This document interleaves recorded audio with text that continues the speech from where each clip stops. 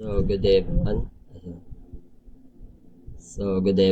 My name is Ken Joshua Francisco, second year IT 2A, subject Integrative Programming. And today we will demonstrate a school management system with the title Implementing and Testing the Sting OOP Concept and Integrated Application. So karon na explain sana ako ang overview ani niya. So sa learning outcomes, at the end of this activity, student will be able to understand and apply the OOP principles, which is kaning tulo ka buok: polymorphism, inheritance, encapsulation.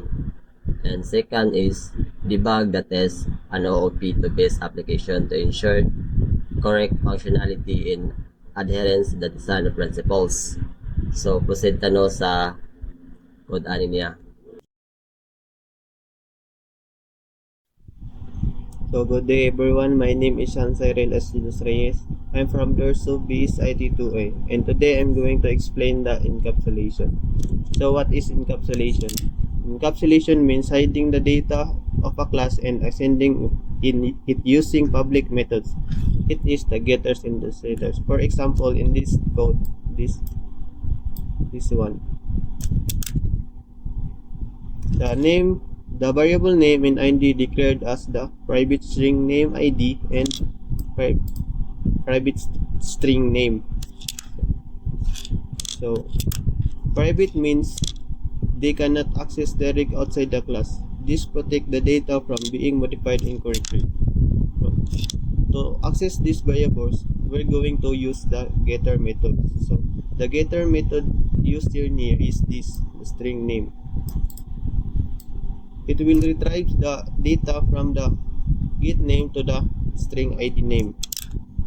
So encapsulation is just an implement by making the class attributes private and accessing them through the getter methods as the get name and the get ID name, which is kani get name and get ID name. This protects the data and ensure control is access. So next is the inheritance. What is inheritance? Inheritance allow a class to inherit properties and behavior from another class. So inheritance has parent class and the child classes. So the parent class here is the person and the child classes here is the student and the teacher. So next is the example of the inheritance. So for example, this class student extend person is the student inherits the properties of the person, such as the name, the ID, the get name, and the get ID. So the constructor calls the parent using the parent super name and ID, which is this line. So this initiate the name and the ID from the person class. So another example is the teacher extend person. So teacher inherits the basic information from the person and adds its own attribute. In other words, inheritance is demonstrated where the student and the teacher classes extend the person class. So this allows them to reuse the common attributes such as name and the ID without rewriting the code. So, good day everyone. My name is Iman Banzali. I am second year student, IT 2A. So, naisgutan naman ang inheritance o encapsulation. So, karon atong isgutan ang polymorphism. And ang polymorphism kay natay student o get name.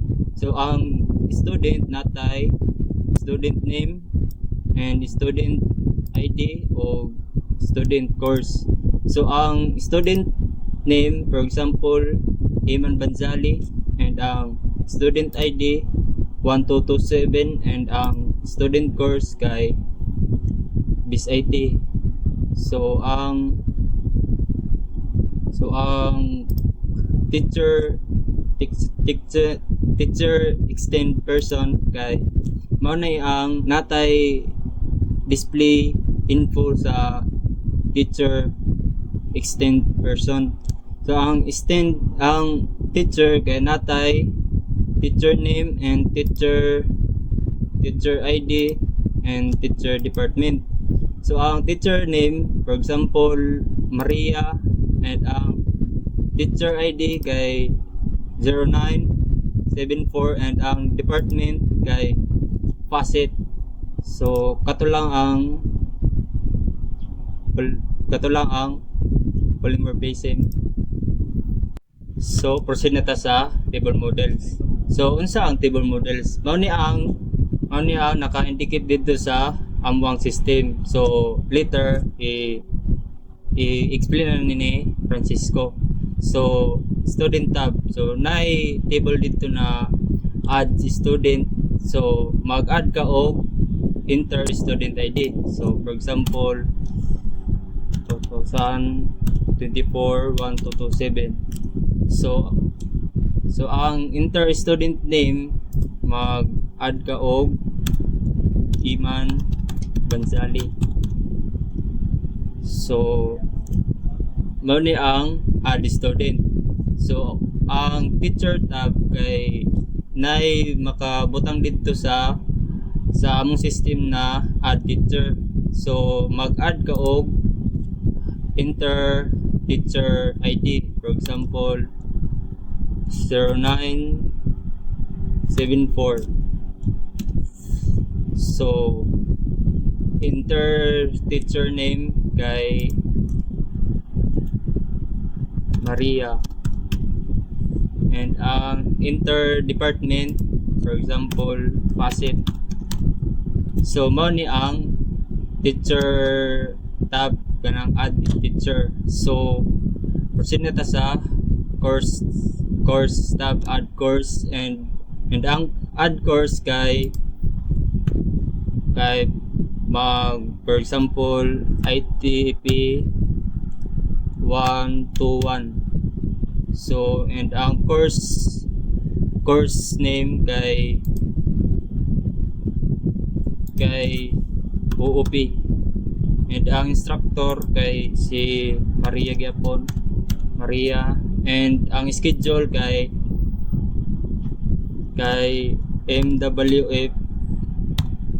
MWF 10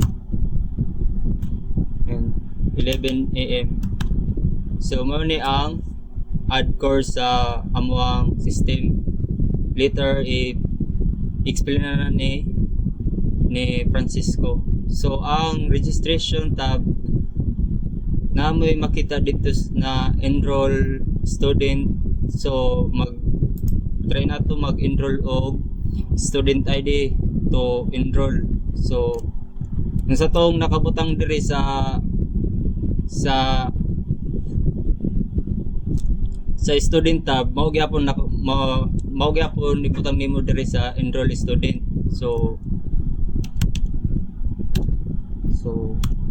1227. So sunod kay BIS IT. So umana ang enroll student. So ang enroll successful, mao ni ang successful na siya kung na-enroll na ba ka or wala pa. Kung mabutang na ang enrollment successful, mao ni ang successful na, naka-enroll na ka. So ang student not found, mao ni ang kung mag-type ka og mali diri sa enroll student, og for example 1228, kung dili magkaparehas diri sa student tab, so mag-text na siya sa student not found, marag dili mag-error na siya. So karon proceed na ta sa refresh display. So ang refresh display di ay makita nimo ang mga pangalan na enroll na, or mga ID, name, o mga course. So mao ditong mga table na nasa mo ang system. Later i-present na ni King Francisco. So karon is proceed na sa output natong system nato.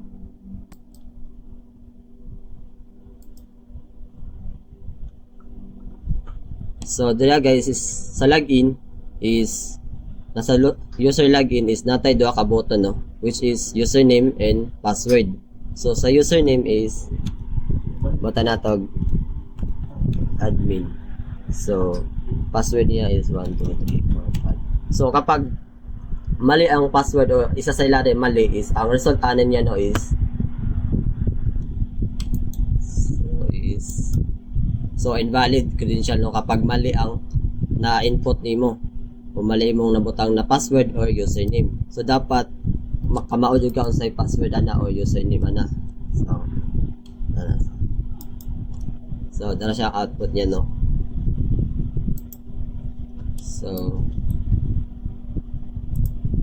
So dire guys naka-indicate na dire ang student, teachers, course registration.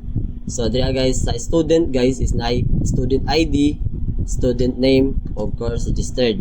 So natay duha dire no, add student o reference student reference display. So sa add student guys so naka-indicate dire no ang enter student ID. So for example sa ID sa student so 924 974. So kung gusto kang proceed i-click lang ang okay no. Then next is enter the name of student. So butang na to is Kent Joshua. So okay ta. So dala guys nabutan na nato no sa student ID o student name. So next naman is ang teachers. So sa teachers guys na ID ay teachers ID o teachers name. So i-click na to ang add teachers. So butan to ay teachers ID. So butan na to teacher ID is 1 2 3 4 I 1 12 1 2 7 3. So okay ta. So teacher's name. So sa teacher's name na to butan na to Donnie Donnie Dong Gyapon. So muna to teachers Donnie Dong Gyapon. Okay, so department. So for example department butan na to FCG set. So muna example wait lang FCG set. So muna no example lang siya departments sa teachers. So proceed ta. So naka-dito no sa teacher's ID which is money, sa teacher's name Donnie Dong Gyapon, sa department is FCG set. So proceed ta sa courses. So sa courses is naka-indicate dire ang course code, course name o instructor o schedule. So kapag nag-add ka sa course code lang course code butan na to is ITP 121. So okay ta. Course name naman is OOP. So for example na siya OOP. So okay. So instructor. So butan na to Donnie Dong Gyapon. Sir Donnie Dong Gyapon. So sita okay.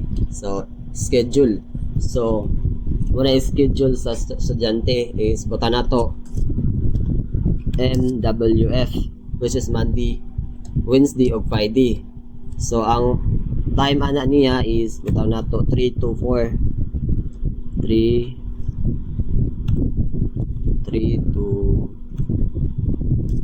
lang no 4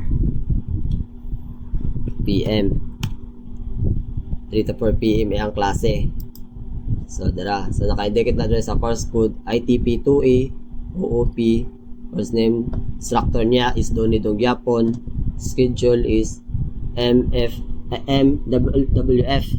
which is alas 3 to alas 4 sa gabi PM ha. So next is ang registered. So karon guys is registered nato na student no. So enrolled student. So naka-indicate ang ID student, student name o enrolled course. So click nato ang enrolled student.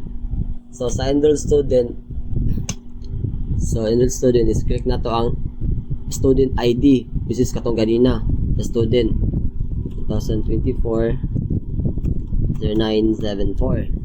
So kapag kano siya guys, so buta na to, mamalian na to siya guys. Kapag buta na to mali, o buta na to 75, malion na to ha. Tanaw na to sa result pag mali. So butag course code. So buta na to, course code is ID. So okay ta. So ang result niya is not found, no? Kaya nga naman is mali ako input na student ID dito mao. So ina yung result niya kapag magkamali. So ato na siyang i-correct. So student ID 2024 0974. So BSID mo yung major niya. So enrollment successful. So successful na siya, no?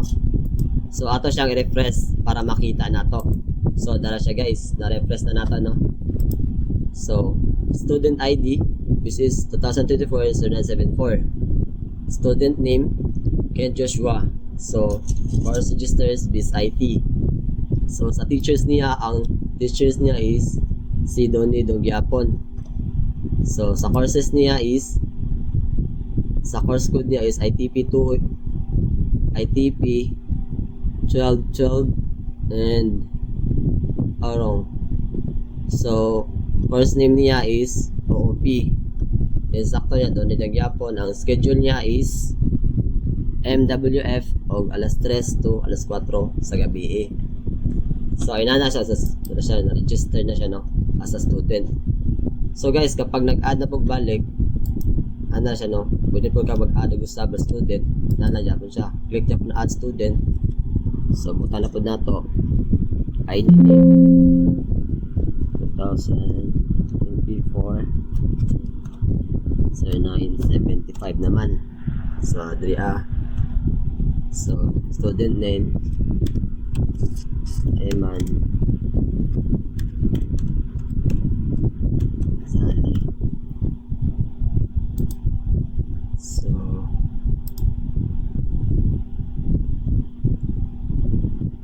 add student, enter ID na po na to. Tanpog tag ID says teacher is student's ID, teacher's name Sheila. Ano to? May. May.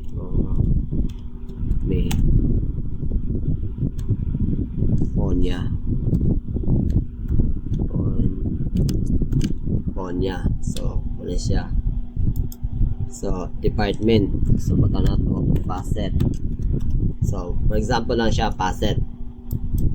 So, ma-add na siya. So, sa courses niya, add na po tag courses code.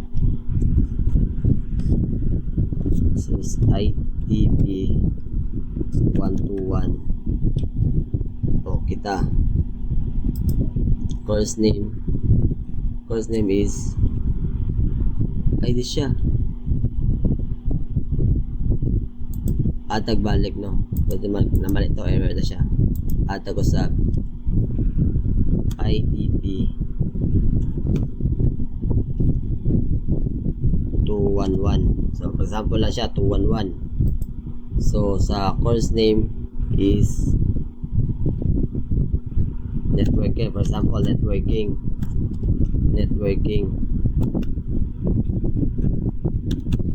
So, networking, no? So, instructor si Alan Carl.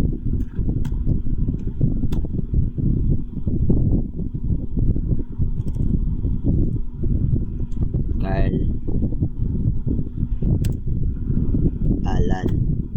Yeah. Bro.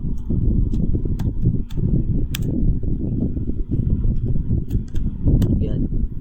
Oh my God. Dula.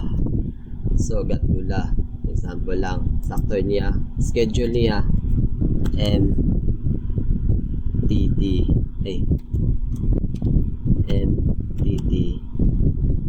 FTTH. So, mga FTTH, no? So, butang na to is 2 0 0 and 3 0 0 0 0. Okay siya. So, next. So, registered na to siya is student ID, which is 2240975. Course is IT. So, enrollment successful. So, refresh na to siya. So, danay duha ka student, no, ang na-enroll. So, nanara siya guys pag add, no, sa pag-student na to. So, and that's it lang siguro. And In conclusion, school management system demonstrates the use of object-oriented programming in Java. The program applies encapsulation by keeping the class variable private and accessing them through getter methods. Inheritance is shown through the student and teacher classes extending the person class. Polymorphism is implemented by overriding the display info method in different subclasses. Overall, the system shown how OOP helps create organized, reusable, and easy to maintain programs. So, ang among kulang lang ani or need to improve is the mga buttons, mga colors, and mga sa mga G-frame and everything. So, that's all. Thank you.